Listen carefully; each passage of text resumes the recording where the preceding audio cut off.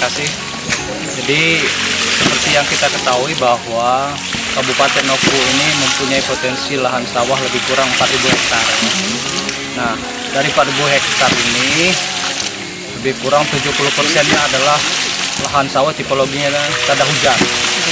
Nah, dengan tipologi tada hujan ini artinya kita sulit untuk menjadikan lahan sawah tersebut bisa tanam 3 kali dalam 1 tahun. Yang sekarang saja rata-rata baru 1 kali dan sebagian sudah ada yang 2 kali. Nah, ini di Desa Negeri Ratu ini ada satu solusi, yaitu menggunakan alat pompa ini. Ya, nanti teknisnya dijelaskan oleh Pak Kades karena beliau yang untuk pertama kali mencoba di Kabupaten Oku ini. Jadi dengan alat ini bisa menaikkan air walaupun permukaan air itu lebih rendah daripada sawah yang ada. Nah, ini potensi kita banyak di Oku ini. Karena rata-rata lahan sawah kita yang ada di Oku ini lebih tinggi daripada air ugan. Padahal air ugan ini kan ada terus net. Ini debit airnya selalu mencukupi, tapi tidak bisa dinaikkan ke sawah. Kalaupun bisa itu menggunakan pompa air yang memerlukan biaya bahan bakar.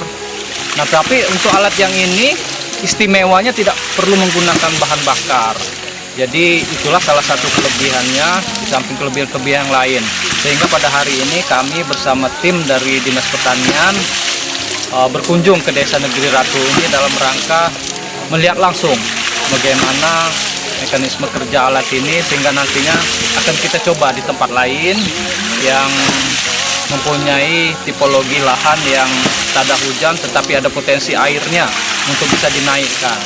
Ya, untuk teknis alat ini kami juga baru sekali inilah lihat ya karena dapat cerita dari Pak Kades. Jadi untuk keterangan lebih lanjut saya kira Pak Kades bisa menjelaskan mekanisme kerja alat ini dan alat ini diperoleh dari mana pembeliannya, sehingga nantinya kami belajar ke sini dan bisa kita terapkan di daerah yang lain di dalam Kabupaten Oku.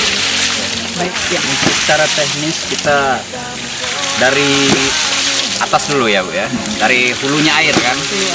Nah, dari hulunya air ini ke pipa ini jangan kurang dari 50 meter ini. Jangan kurang dari 50 meter karena makin jauh dia ini tendangan airnya makin kuat. Terus dia ini keluarnya ini 1,5 in. 1,5 in ini berkisar kalau dihitung kita per menit ini berkisar 30 liter per menit. Per menit itu 30 liter. Berarti kalau kita kali 1 jam 60 menit sekianlah sudah berapa? 3 kali 6 18 ya. Sudah 1.800 liter. Nah, jadi untuk itu untuk mengatasi kekeringan itu saya kira lebih bagus dan lebih efektif karena kenapa? Dia modal sekali udah itu kita nggak repot, nggak pakai pindah sana pindah sini nggak lagi kan, karena terus asal airnya ada dia terus jalan mekanismenya.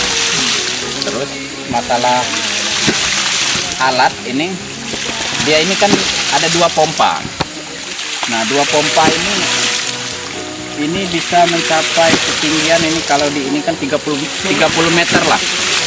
Kalau kita diambil lurus kan, kalau kita diambil lurus bisa 30 meter. Terus ya, kalau kita mau ambil jarak jauhnya ini bisa 3 kilo itu bisa nyampe itu kan. Jadi jangan takut kalau seandainya sawahnya jauh itu kan, jangan takut dengan pengairan. Yang penting ada sumber airnya dulu kan, ada sumber airnya. Terus ya, bisa disambung dengan peralon ya kan, dengan pipa kan, pakai pipa. Saya kira itu dulu untuk teknisnya ini. Ya, harapannya ke depannya ya teknologi tepat guna lah, boleh saya katakan teknologi tepat guna ini bisa kita terapkan di tempat yang lain di wilayah kecamatan-kecamatan yang mempunyai potensi sawah tetapi selama ini masih mengandalkan air dari hujan ya. Jadi kalau memang ada sumber airnya akan kita coba nanti menggunakan peralatan ini. Karena seperti yang saya sampaikan tadi, dia tidak perlu menggunakan bahan bakar, tidak perlu menggunakan listrik kan. Ini hanya menggunakan kekuatan tekanan dari sumber air sehingga nantinya dialirkan ke sawah-sawah. Saya kira itu, sehingga nantinya ya kita harapkan Kabupaten Oku ini walaupun luas lahan sawahnya tidak terlalu besar, tapi bisa tanam 2 kali atau 3 kali dalam 1 tahun. Dan di sini juga di Desa Negeri Ratu ini untuk tahap pertama ini menurut keterangan Pak Kades baru 3 hektar yang dibuka menggunakan peralatan teknologi ini. Tetapi dari 3 hektar tersebut ternyata sudah bisa 3 kali tanam dalam setahun. Nah ini yang perlu kita contoh, perlu kita terapkan di tempat lain. Dan potensi untuk dikembangkan lagi, untuk dicetak lagi di sini masih cukup luas. Seperti terang Pak Kades tadi, ada lahan desa yang lebih kurang 600 hektar. Ini kalau bisa kata Pak Kades 200 hektar belah dibuka katanya. Nah ini artinya kalau bisa kita realisasikan, ini bisa menambah luas baku lahan sawah kita. Ya, jadi kita nantinya harapannya ke depannya kalau luas lahan sawah kita sudah bertambah, kemudian indeks pertanaman juga sudah meningkat, ya minimal kita tidak perlu lagi mendatangkan padi atau beras dari luar. Kita sudah bisa mencukupi dari hasil petani kita sendiri. Saya kira itu.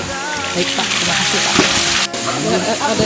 Harapan dari Pak Kades nggak? Iya, ada Pak. Kalau harapan dari Pak Kades ini gimana Bu, supaya bisa berkembang ya, berkembang terus masyarakat ini jangan sampai hidup itu jangan sampai ketergantungan kan. Iya. Kalau beras ada itu kan pangan berarti kan mencukupin kan. Nah jadi kan nggak ketergantungan lagi kita dari luar kan, harapan ya kalau bisa ya lebih bagus lagi ini Pak Kadin. Iya. Mungkin pertanyaan terakhir apa Pak Kades atau Pak Kadin, bagaimana untuk pendanaan Pak?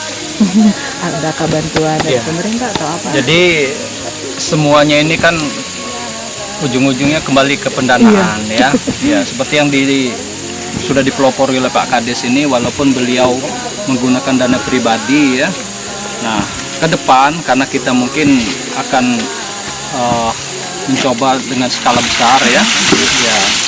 Jadi kami berharap dari Dinas Pertanian ini mohon dukungan kepada pemerintah daerah, baik itu dari eksekutif maupun legislatif, dalam ini DPR, mohon dukungan dari sisi pendanaannya, sehingga nantinya apa yang kami harapkan, apa yang kami cita-citakan dalam rangka untuk meningkatkan luas tanam di Kabupaten Oku, khususnya untuk padi ini bisa terrealisasi.